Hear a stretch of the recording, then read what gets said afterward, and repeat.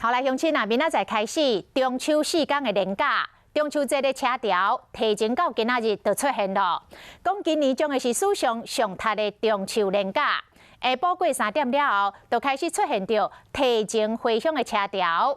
啊，这个国道5号是塞车的重点路段，为下晡过4点了后，会一路塞到半暝啊2点。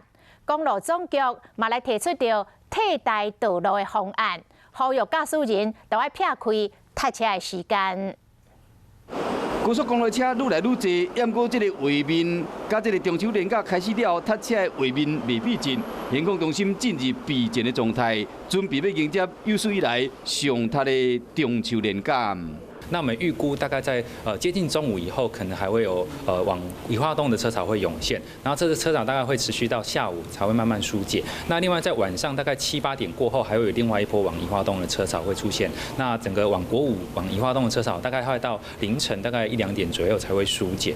估计连假进行一天，车会愈来愈多。路南上塌的时间，伫连假的头一天；上北上塌的会伫连假的第3天。车流量会甲过年时段差不多。公路总局呼吁民众尽量避开尖峰时间上路，嘛会使选一寡代替道路。国1、国3会使行台61号线，宜兰会使行北宜公路。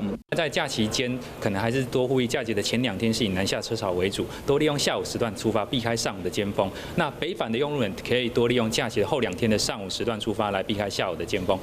是讲行代替道路，嘛唔通超速，像台61号线西面快速道路到8区间测速的路段，路南伫桃园、苗栗、台中甲云林，台北是伫彰化、台中、苗栗甲桃园。